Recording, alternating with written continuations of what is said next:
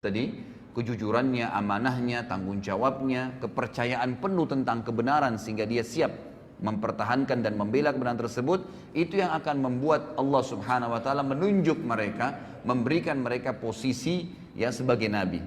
Sebagaimana nanti akan kita titik beratkan banyak poin-poin masalah ini.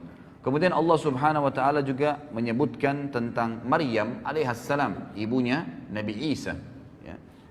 Di dalam firman-Nya surah Al-Maidah urutan 5 ayat, ya ini kurang jelas saya tulis ya, sekitar 100 ayat 150-an. A'udzu billahi minasyaitonir rajim. Mal masih ibnu Maryam illa rasulun qad khalat min qablihi ar-rusul wa ummuhu siddiqah. Kana ya'kulani at-ta'am. Unzur kaifa nubayyinu lahumul ayati thumma anzur anna yufakun. Sesungguhnya Masih ibnu Maryam, Nabi Isa alaihissalam adalah jelas seorang rasul, utusan Allah, dan telah terdahulu sebelumnya banyak rasul-rasul dan ibunya adalah siddiqah. Ya, jadi di sini penggunaan untuk perempuan siddiqah. Jadi Maryam alaihissalam ini dia Maryam binti Imran bersaudara dengan Asia binti Imran, dan dua wanita ini adalah wanita yang sangat mulia. Mereka betul-betul siddiqah, jujur dari pertama masih kecil sampai mereka besar, itu tidak pernah tidak yakin dengan Allah Azza wa Jalla dan para nabi-nabi, sampai Allah karuniai dua perempuan ini melahirkan anak, dua-duanya nabi.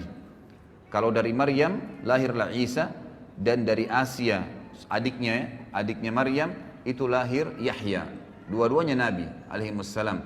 Dan ini yang ditemui oleh Nabi sallallahu alaihi wasallam di langit kedua pada saat Isra dan Mi'raj, bertemu dengan dua orang sepupu, Yahya dan Isa, karena ibu mereka bersaudara.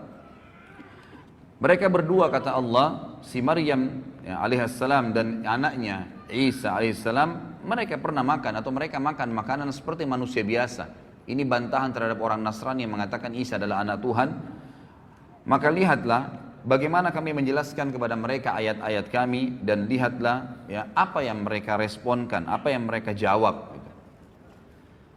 Tentu ada banyak ayat-ayat berhubungan dengan masalah hal-hal seperti ini, tapi saya mengambil beberapa cuplikannya.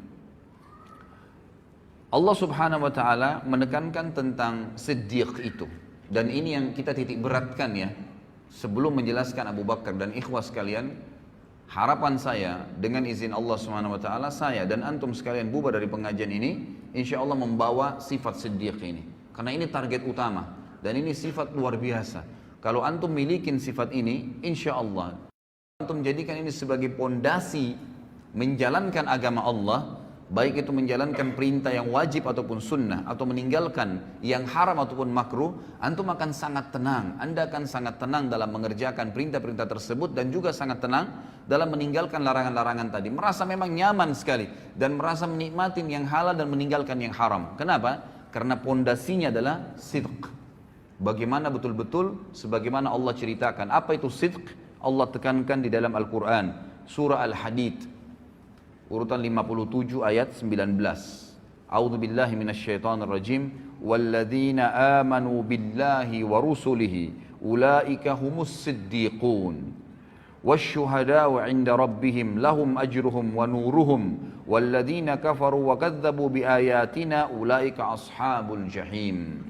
Terjemahannya, dan orang-orang yang benar-benar mengimani, meyakini keberadaan Allah dan seluruh rasul-rasulnya tidak terkecuali, sehingga apapun yang diperintahkan oleh Allah dan Rasulnya tidak ada keraguan dalam mengimaninya dan menjalankannya serta mempraktekannya. Tidak ada keraguan.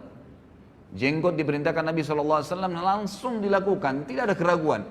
Sholat diperintahkan awal waktu afdal azan, langsung sholat, tidak pakai peduli. Seseorang muslim disuruh tutup auratnya langsung, tidak pakai membantah, tidak pakai berfikir. Itu cirinya orang siddiq. Apapun, mau mengeluarkan uang atau mau mendapatkan pendapatan, ternyata kita khawatir itu adalah haram, bisa mengundang murkanya Allah, ditinggalkan seketika. Itu ciri siddiq. Orang yang benar-benar yakin kalau Allah larang maka pasti berbahaya buat dia, dan kalau Allah perintahkan pasti baik buat dia. Itu asasnya. Kalau ini antum jadikan sebagai pondasi agama, itu luar biasa. Inilah derajat siddiq. Kata Allah, dan orang-orang yang telah mengimani Allah, yakin keberadaannya, dan mengamalkan semua apa yang Allah inginkan, serta mengimani seluruh rasul, mengikuti mereka, mereka lah orang-orang yang siddiq dan juga yang dianggap jujur dan tadi ya penuh dengan kepercayaan, dan juga mereka akan menjadi saksi-saksi di hadapan Tuhan mereka nanti, dan mereka akan mendapatkan cahaya yang sempurna, mereka akan mendapatkan pahala yang sempurna dan cahaya yang sempurna dari Tuhan mereka. Kata para ulama tafsir, cahaya ini adalah setiap orang melihatnya selalu merasa nyaman, selalu merasa dekat dengan Allah karena siddiqnya. Ya, jadi orang kalau siddiq itu, maka pada saat orang dekat dengannya selalu merasa dekat dengan Allah, selalu merasa dekat dengan surga, selalu berpikir akhirat, selalu menganggap remeh semua dunia dan kecil apapun yang berhubungan dengan kemaksiatan kepada Allah subhanahu wa ta'ala. Dan sungguhnya orang-orang yang kafir sebaliknya, kafir kepada Allah dan Rasul-Rasul serta membohongkan ayat-ayat, gak ada surga, gak ada itu alam barzah. Siapa yang bilang orang kalau ibadah itu dapat pahala banyak, sekian gunung, sekian ini dan seterusnya? Siapa yang bilang orang kalau kena maksiat itu lalu dihukum oleh Allah? Subhanallah, saya kemarin tabligh akbar di Makassar. Saya ngisi tema tentang kenalilah Tuhanmu kau akan bahagia. Pada saat saya jelaskan ikhwas sekalian, itu ayat atau hadis Nabi SAW tentang penciptaan langit, 7 lapis langit dan sampai Sidratul Muntaha, bagaimana besarnya Allah Azza wa Jalla, bagaimana besarnya singgasana. Itu ada yang bertanya, ya, mengatakan, dari mana anda mengetahui bahwasanya langit itu seperti itu tadi yang diceritakan, dan bagaimana bisa anda mengetahui ada Sidratul Muntaha, kemudian ada arsy-Nya Allah, dan Allah itu ada? Apakah anda pernah ke sana? Begitu pertanyaannya. Luar biasa ini. Lalu saya bilang, yang dari tadi saya jelaskan 2 jam ini tentang Allah Azza wa Jalla ada, Nabi SAW yang sampaikan, ayat-ayat Al-Quran. Apakah anda masih bertanya lagi, saya apakah pernah ke sana melihatnya? Sama saja dia mengatakan, saya tidak percaya, gitu kan? Ya kalau anda nggak percaya silahkan. Ini orang jelas lawannya siddiq tadi. Sidq itu apapun yang disampaikan oleh Allah dan Rasulnya, apapun, tidak mungkin kita ragu, nggak boleh ragu. Sebagaimana nanti kita akan ambil dari pelajaran Abu Bakar radhiyallahu anhu yang luar biasa dalam, memang orang nomor 1 dalam orang yang mendapatkan gelar siddiq dari umat Muhammad sallallahu alaihi wasallam.